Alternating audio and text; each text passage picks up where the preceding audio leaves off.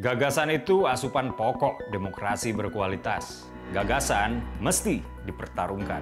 Yang terbaik akan menang. Semakin banyak politik gagasan mengisi panggung, politik identitas tak punya tempat bernaung.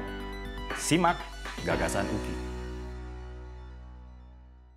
Assalamualaikum warahmatullahi wabarakatuh. Salam sejahtera untuk kita semua. Om Swastiastu, Namo Buddhaya, salam kebajikan. Teman-teman, begitu FIFA memutuskan Piala Dunia U17 bakal digelar di Indonesia, pemerintah RI langsung bebenah. Kini yang menjadi perdebatan seru adalah soal Stadion JIS.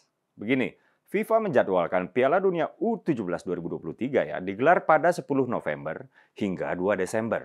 Menurut laman FIFA, Indonesia dipilih untuk menggantikan Peru yang dibatalkan sebagai tuan rumah karena masalah kesiapan infrastruktur. Tenang, Piala Dunia U17 kali ini nggak ada Israel. Nggak seperti Piala Dunia U20 yang lalu, sehingga nggak perlu ada perdebatan-perdebatan yang sebenarnya kontraproduktif. Lalu apa yang menarik untuk dibahas? Begini, menurut Kemenpora RI, Mas Dito Aryo Tejo, Stadion JIS yang digadang-gadang oleh Anies bukan stadion biasa, melainkan sebuah statement bahwa Jakarta adalah megapolitan terbesar di bumi bagian selatan ini, kini menjadi opsi untuk menggelar pertandingan Piala Dunia U17 di Jakarta. Dilansir dari kantor berita Kompas.com, JIS dipilih menjadi opsi sebagai pengganti karena Stadion Kebanggaan Indonesia, Gelora Bung Karno, sudah terlanjur dijadwalkan untuk konser Coldplay, band kenamaan asal Inggris. Jadi Piala Dunia U17 2023 digelar pada 10 November hingga 2 Desember seperti saya bilang tadi, sedangkan konser Coldplay akan dipanggungkan pada 15 November. Tapi sayangnya, JIS, stadion yang diklaim sebagai stadion termegah se-Asia Tenggara itu masih dianggap nggak layak. Bahkan oleh PSSI sendiri. Bahkan untuk sekedar menggelar pertandingan-pertandingan kelas nasional. Boro-boro bicara pertandingan internasional. Sehingga dibutuhkan perbaikan di sana dan di sini. Menpora RI, Mas Dito Aryo Tejo, mengatakan untuk pagelaran Piala Dunia U17, JIS perlu diperbaiki. Khususnya terkait akses pintu masuk sebelah timur dan opsi lahan parkir. Nggak tanggung-tanggung, Pak Jokowi sendiri loh yang memerintahkan renovasi tersebut.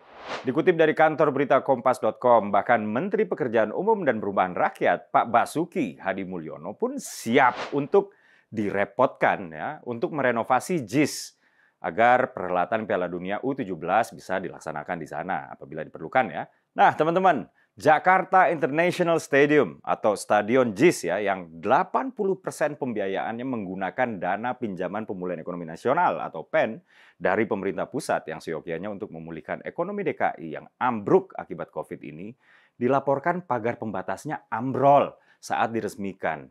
Iya, baru diresmiin banget, pagar pembatasnya di tribun penonton langsung ambrol.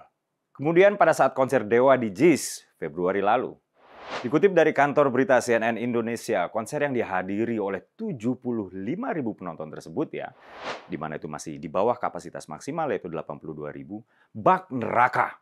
Loh, kok bisa? Pertama, lokasi venue tidak ramah transportasi umum, tak memiliki kantong parkir yang luas, hingga trotoar yang minim bagi pejalan kaki. Pengamat sekaligus pelaku pertunjukan musik, Pak Wendy Putranto mengatakan bahwa JIS sebagai sebuah stadion memang bagus untuk set pertunjukan. Namun, JIS yang berlokasi di area Tanjung Priok tersebut dianggap nggak layak untuk menampung begitu banyak massa dalam waktu bersamaan. Masalah transportasi dan infrastruktur yang masih cacat di sana dan di sini untuk menggelar konser di JIS yang dihadiri oleh puluhan ribu orang masih menjadi momok. Mas Wendy bilang, 4 jam konser, saya rasa itu nggak ada masalah berarti. Itu set pasti keren lah. Nah, tapi pas pulang itu baru nerakanya terasa di situ, kata Mas Wendy Masih menurut Mas Wendy, terus terang aja, kalau promotor yang sudah biasa bikin konser skala stadion, pasti mereka akan menolak bikin di JIS. Karena infrastruktur pendukungnya itu nggak memadai untuk menampung sebegitu banyak orang. Jadi bisa dibilang ada kesalahan desain pada stadionnya sendiri. Kembali kepada masa ketika JIS masih dibangun. Anggota DPRD DKI dari fraksi PSI, Mas Anggara Wicitra Sastroamijoyo, pernah mengatakan, pastikan kualitasnya benar-benar layak dipergunakan secara massal.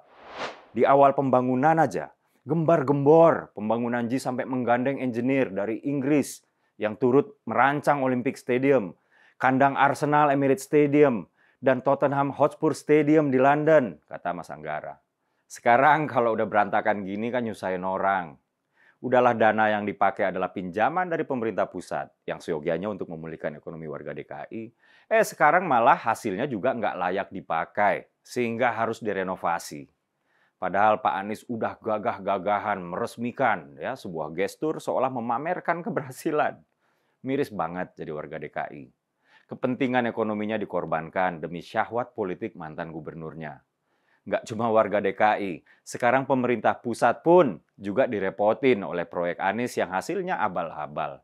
Apa maksudnya proyek yang hasilnya abal-abal?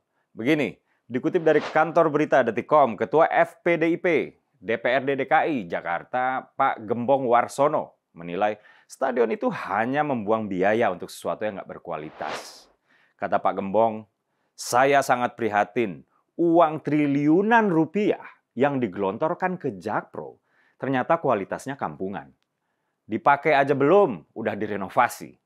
Artinya ini menunjukkan bahwa stadion yang dibangga-banggakan itu ternyata abal-abal, kata Pak Gembong. Teman-teman, Pak Anies itu harusnya malu. Stadion mercusuar proyek Pak Anies yang kerap dibangga-banggakan oleh para buzzernya ini sudah harus diperbaiki, kalau tidak bisa dibilang renovasi ya, bahkan ketika dia belum pernah dipakai untuk pertandingan yang kompetitif sekalipun. Proyek yang mengorbankan kepentingan ekonomi warga DKI ini bahkan nggak layak untuk kompetisi lokal. Akses dan infrastruktur pendukung yang nggak layak seperti menasbihkan bahwa perencanaan, desain, dan rancang bangun stadion ini nggak melalui kajian yang matang. Teman-teman, ini ironis banget. Ketika saya bicara tidak melalui kajian yang matang, padahal Pak Anies berlatar belakang seorang akademisi. Akhir kata, mengutip Bapak pendiri Amerika Serikat, Benjamin Franklin, "If you fail to plan, you are planning to fail." Kalau Anda gagal dalam perencanaan, Anda sedang merencanakan sebuah kegagalan.